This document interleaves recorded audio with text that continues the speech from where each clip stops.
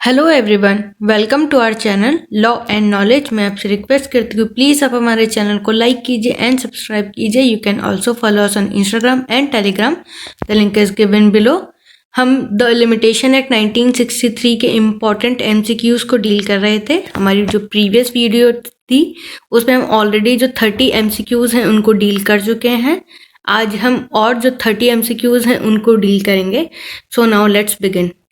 First, in computing the period of limitation for an appeal, review, or revision, the time required for obtaining a copy of decree or order appealed against shall be excluded under Option A, Section 11, Clause A, Option B, Section 12, Clause B2, Option C, Section 13, Clause 3, Option D, Section 14, Clause 4। हमारा correct answer है B, section 12 clause 2 के अंदर exclude किया गया है time, जिसमें हम जो भी हमारी कॉपी ले रहे हैं किस चीज़ की, डिक्री या फिर कोई भी ऑर्डर की, वो उसके लिए। Move further. Second, in computing the period of limitation for an appeal, option A the day on which judgment pronounce shall be included, B the day on which judgment pronounce shall be excluded, C the day on which judgment pronounce and time requisite for obtaining copy of the decree shall be excluded, C D the time taken preparing the decree be included। हमारा correct answer है सी। सो अगर हम कोई भी time period को compute कर रहे हैं किसके लिए, अपील के लिए, तो जिस दिन वो प्रोनाउंस की गई थी जजमेंट वो, और जितना टाइम पीरियड हमें वो डिक्री की कॉपी लेने में लगा है वो सारा का सारा एक्सक्लूड किया जाएगा। Move further.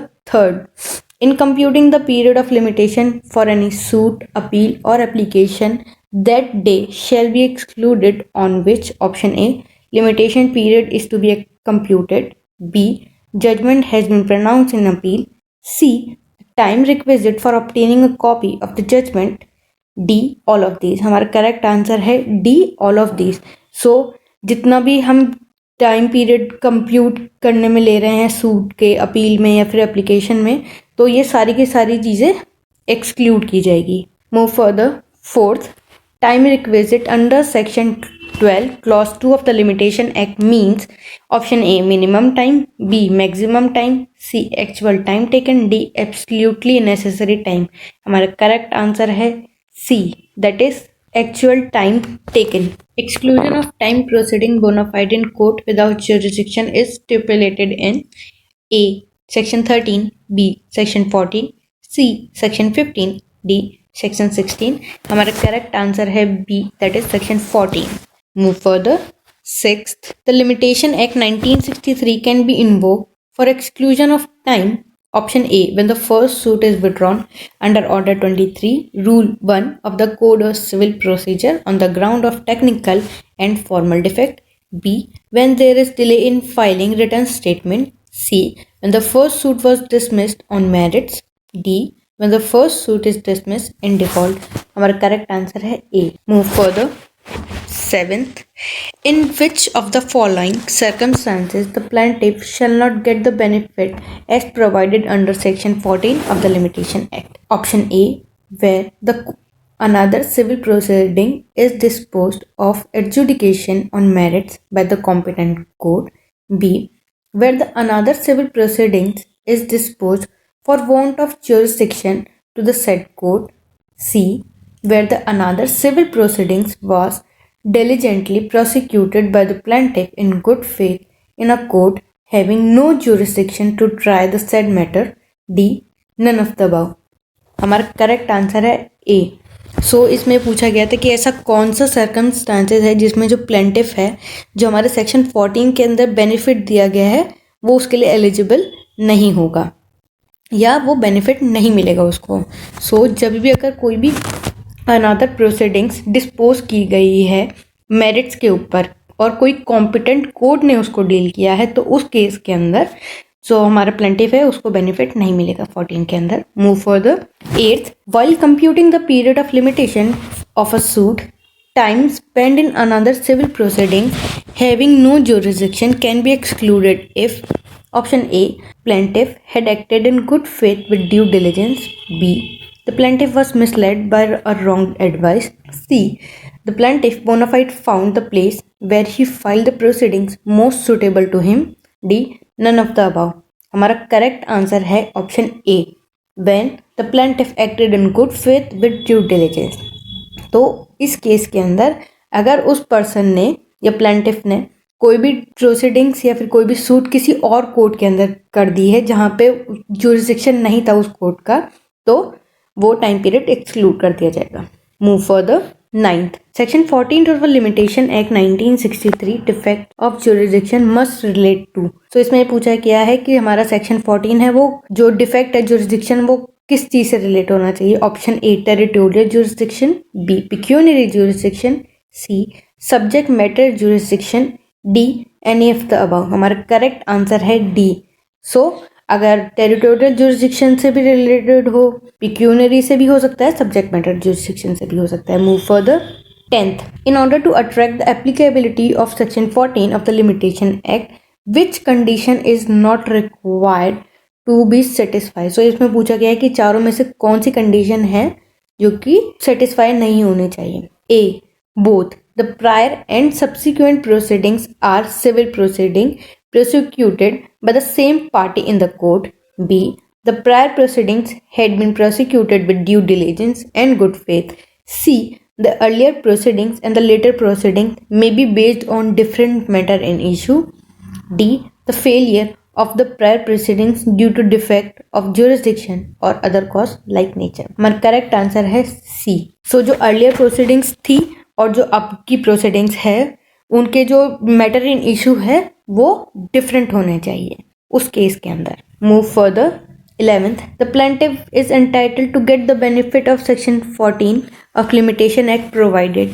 So इसमें पूछा गया है कि जो हमारा plaintiff है वो कब लेगा बेनिफिट सेक्शन 14 का। A, that the suit must not have been entertained by the former court for want of jurisdiction. B, the plaintiff must be prosecuting his suit with due diligence and in good faith. C, either A or B. D, both A and B. तो हमारा correct answer है B. तो जो हमारा अगर plaintiff को benefit लेना है सेक्शन 14 का तो वो जो प्रोसिक्यूट कर रहा है वो अपना सूट ड्यू डिलिजेंस और गुड फेथ में करना चाहिए। Move further. 12th, in computing the period of limitation which may be excluded include the option A, time during which any person has been prosecuting with due diligence another prosecution on the same fact in the good faith and in a court without jurisdiction. B, period for which the prosecution is respect of such offense has been stayed by an injunction or order. C, period during which the application of the accused for release on the bail was pending. D, both A and B. हमारा correct answer है D. सो हमारा A और B दोनों apply होगा। 13th, period for which period during which proceedings stand stay by an injunction or order is excluded. So ये पूछा गया है कि जिस पीरियड के अंदर अगर कोई भी इंजंक्शन है या फिर ऑर्डर के थ्रू कोई भी स्टे की गई है प्रोसीडिंग्स तो वो कौन से सेक्शन में की गई है, एक्सक्लूड की गई है। Option A 14, option B 15, option C 16, option D 17। हमारा करेक्ट आंसर है बी, सेक्शन 15 के अंदर। Move further. Section 15 of the limitation act does not apply to. So इसमें पूछ रहा है जो हमारा सेक्शन 15 है वो कौन से पे अप्लाई नहीं होता है। Option A suit, B appeal, C execution proceedings, D none of the above.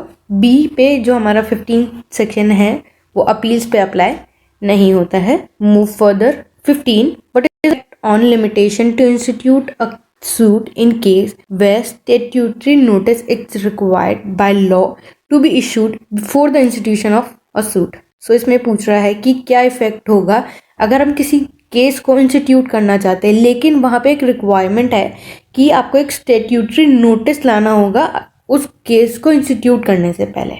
So option A no effect, B the prescribe period of notice is excluded, C leave of court is required, D none of the above. हमारा correct answer है B. So जितने time period तक हम लोग वो notice ले रहे हैं वो टाइम पीरियड एक्सक्लूड किया जाएगा। Move further. 16th, if the defendant is in abroad during the period of limitation, option A, such period is excluded from the period of limitation. B, such period is included in the period of limitation. C, period is excluded from the period of limitation only if the period of stay abroad is more than 30 days. D, none of the above. So हमारा correct answer है ए. तो जितने time period के लिए वो person abroad में रह रहा है वो एक्सक्लूड कर दिया जाएगा. Move further. 17. In which section of the Limitation Act effect of death before accrual of right to sue is provided? A. Section 16. B. Section 17. C. Section 19. D. Section 20. So इसमें पूछ रहा है कि अगर किसी भी पर्सन की डेथ हो जाती है बिफोर उसका जो राइट की सू था उसको अक्रूवल होने से पहले, तो वो कौन से सेक्शन में प्रोवाइड की गई है? सेक्शन 16 के अंदर ये प्रोवाइड किया गया है. Move further. 18th. Effect of death on or before the accrual of the right to sue. A. Seizes the right to sue. B. Extend the right to sue. C. Enable court to dismiss the suit. D. None of these. So अगर क्या effect होगा किसी भी person की death हो जाती है जब उसका जो राइट टू sue है अक्रू होने से पहले या फिर जब होता है तब? तो हमारा करेक्ट आंसर है B, दैट इज एक्सटेंड हो जाता है जो भी उसका राइट होता है. Move further. 20. The fraud contemplated by Section 17 of the Limitation Act is that of A. The plaintiff. B. The defendant. C. The third person. D. Both A and C. तो मेरा करेक्ट आंसर है B. The defendant. 21st. Section 17 of the Limitation Act takes within its ambit. So इसमें पूछा जो हमारा Section 17 है वो अपनी ambit में क्या लेता है? A. Fraud. B. Mistake. C. Concealment. D. All of the above. हमारा करेक्ट आंसर है D. सो सेक्शन 17 में फ्रॉड भी इंक्लूड है, मिस्टेक भी एंड कंसीलमेंट तीनों. Move further. 23rd. Acknowledgement after the period of limitation. Option A is of no effect. B. Give rise to an independent and unenforceable contract. C. Neither A nor B. D. Or both A and B. हमारा correct answer है ए. को अगर कोई भी person limitation period के बाद में अगर एक्नॉलेज करता है तो उसका कोई इफेक्ट नहीं होगा. Move further. 24th. On acknowledgement fresh period of limitation start. So अगर किसी पर्सन ने कोई भी एक्नॉलेज किया है किसी भी सूट के अंदर तो जो हमारा फ्रेश पीरियड है लिमिटेशन का वो कब से स्टार्ट होगा? Option A from the date of signing of acknowledgement. B from the date of promise of acknowledgement. C from the date of expiry of extended period of limitation. D. None of the above. हमारा correct answer है A. सो जिस दिन उस person ने sign किए वो acknowledgement उस दिन से हमारा fresh period of limitation start होगा. Move further. 25th. Acknowledgement made by a person other than a person under liability is good if A. The person making it is known to the person under liability. B. The person making it is an agent of the person under liability. C. The person making it is the servant of the person under liability. D. None of the above. So हमारा correct answer है B. सो अगर कोई भी person other than जिसकी liability थी acknowledge करने की उसने अगर अंडर अथॉरिटी मतलब जो पर्सन है वो सर्वेंट है जिसने एक्नॉलेज किया है उस पर्सन का जिसकी लाइबिलिटी थी तो वो सही मानी जाएगी उस केस में. Move further. 26th. For a fresh period of limitation to begin from the time of acknowledgement of liability under section 18, it is necessary that the acknowledgement must be. So इसमें ये पूछा गया है कि अगर हमें fresh period of limitation start करना है अगर किसी पर्सन ने एक्नॉलेजमेंट दे दी है सेक्शन 18 के अंदर तो वो एक्नॉलेजमेंट कैसी होनी चाहिए? A. In writing. B.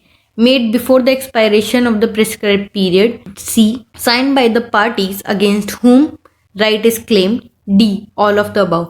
So correct answer is D. So जो acknowledgement होनी चाहिए वो राइटिंग में होनी चाहिए, जब प्रिस्क्राइब पीरियड दिया है उससे पहले होनी चाहिए और साइन की जानी चाहिए. Move further. 27th. Limitation runs from the. So जो लिमिटेशन है वो कब से स्टार्ट होता है या रन होना स्टार्ट होता है? A. from the date when the plaint was returned. B. Date of the order by which plaint was directed to be returned. C. Depends. D. None of the above. हमारा correct answer है ए, जिस दिन plaint return हो गई है उस दिन से जो लिमिटेशन है वो स्टार्ट हो जाता है. Move further. 28. After the institution of a suit, a new defendant is substituted. The suit is deemed to have been instituted as regard him. A. When he was made a party. B. When the suit was instituted. C. Fresh period of limitation to be reckoned. D. None of these. So हमारा correct answer है A. When he made the party. Section 21 of the Limitation Act does not apply in case of which of the following. So इसमें पूछा गया है कि कौन से इन चारों में से ऑप्शन है करेक्ट जिसके अंदर जो हमारा सेक्शन 21 है वो अप्लाई नहीं होता है. A. Addition of a new defendant for the first time. B. Substitution of a new plaintiff for the first time. C. Transposition of the parties. D. Addition of a new plaintiff for the first time. Correct answer is transposition of parties. Move further. 30. And last, under section 25 of the Limitation Act 1963, the easement right over the property belonging to the government are required by continuous and uninterrupted user. So अगर जो section 25 है limitation act है उसके अंदर कोई easement right है किसी property के ऊपर और वो प्रॉपर्टी किससे बिलोंग करती है, गवर्नमेंट की है वो, और वो एक्वायर की गई है कोई कॉन्टिन्यूस और अनइंटरप्टेड यूजर, तो वो कितने सालों तक के लिए है. ऑप्शन ए 12 सालों के लिए. B 20 years.